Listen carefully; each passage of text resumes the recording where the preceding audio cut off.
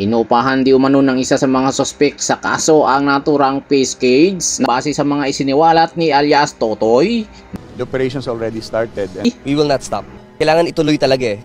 May mga nagsasabi po no na meron pa po tayong maabutan. Sinusuri na kung isa sa mga nawawalang sabongero ang nakitang mga buto sa unang araw sa paggalugad sa Taal Lake.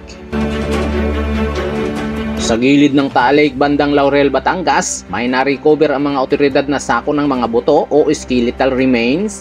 Ayon sa mga otoridad, natagpuan ang mga buto sa lugar kung saan sinasabi di umano ng whistleblower na si alias Totoy Patindungan na dinala ang mga pinaslang na missing sabongero bago sila itapon sa Taal Lake. Isa sa ilalim sa pagsusuri ang mga buto na hindi pa malinaw kung sa tao o sa hayop. Nagsagawa ng ocular inspection ang technical divers ng Philippine Coast Guard malapit sa fish cage ng Taal Lake sa bahagi ng Laurel. Sinuri nila ang lalim at kondisyon ng lawa. Ayon sa Department of Justice, inupahan di umano ng isa sa mga sospek sa kaso ang naturang fish cage. Natukoy ng DOJ ang lugar kung saan sisimula ng paghahanap base sa mga isiniwalat ni alias Totoy. Nagkaroon ng surface search sa lugar ang mga diver. Tayo ng initial natin survey, the operations already started and nag-ocular lang tayo and ina-assess natin yung other equipments that we'll be using. This is a lake, no? So characteristic niya lalo na pagka maalon and nakikita niyo naman murky, no? So same yun sa bottom.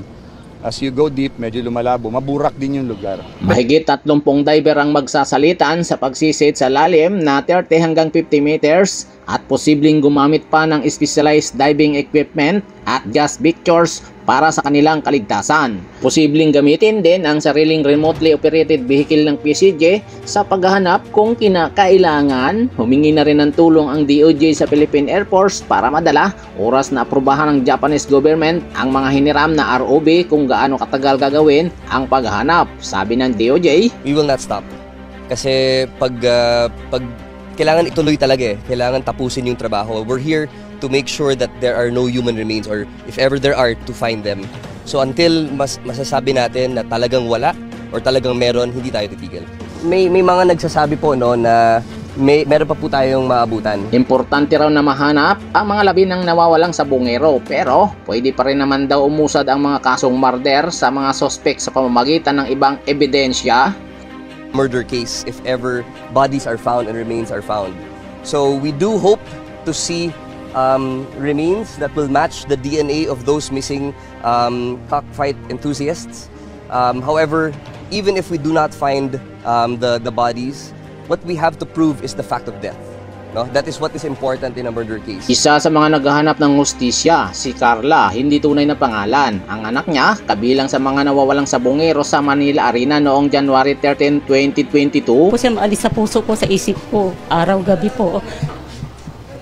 Hindi po basta po kasi parang malaking dago sa aming pamilya po, lalo na sa isang ina. Mas desidido raw siya ngayon na ituloy ang kaso, lalo't tila nabuhay ito sa paglutang ni alias Totoy na handa ngayong tumistigo kasama ni Carla ang iba pang kamag-anak ng mga missing sabongero sa pagpunta sa CIDG para muling humingi ng tulong sa investigasyon.